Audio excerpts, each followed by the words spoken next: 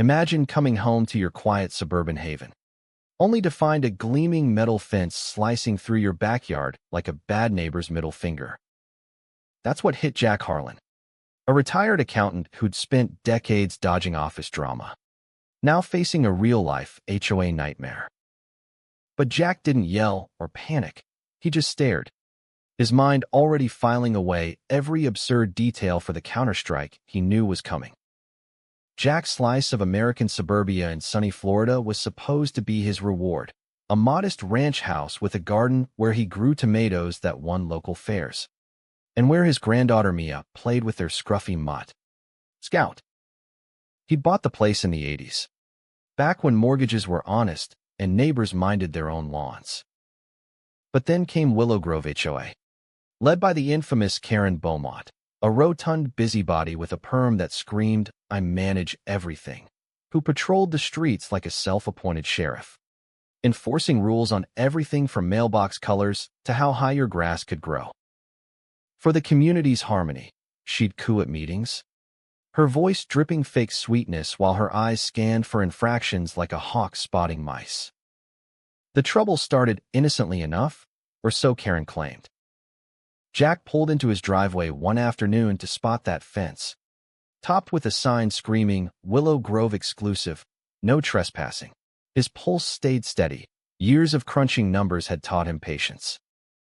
He grabbed his toolbox, unscrewed the sign with a satisfying screech, and marched it straight to the HOA office, a bland building that smelled like stale coffee and entitlement.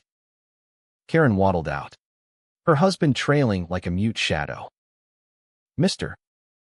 Harlan, how delightful," she beamed, but her eyes narrowed. "That fence is for safety.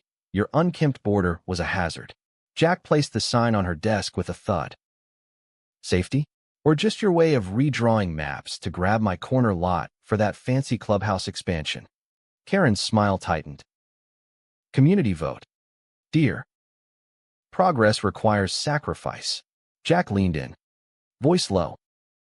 "Sacrifice your own backyard first." Things escalated faster than a Florida thunderstorm. Next morning, a shiny SUV blocked Jack's drive, Karen barking orders to a reluctant deputy. "This man squatting on HOA land," she huffed, clipboard waving like a scepter.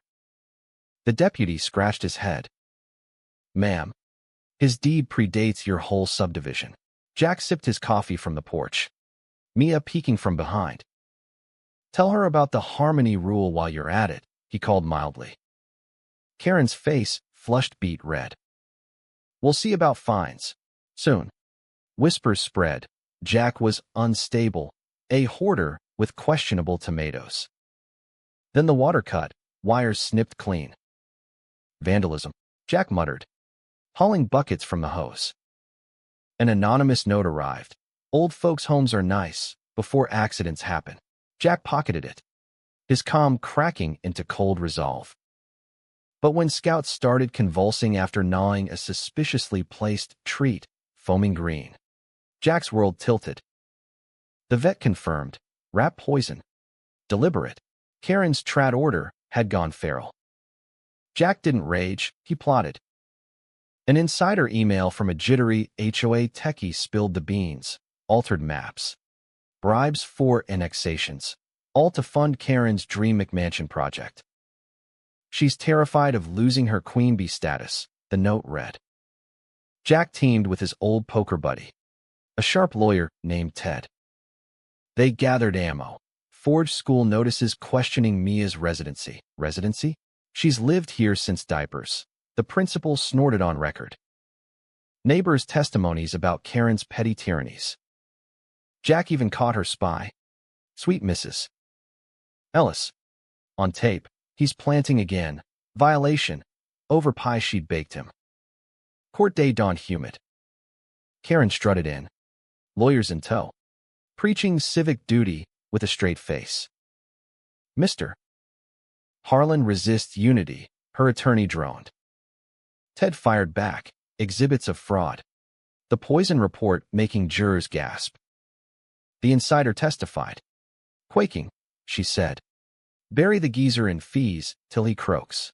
Then the audio, Karen's voice. Shrill and unfiltered. Make his life hell. Poison the mud if needed.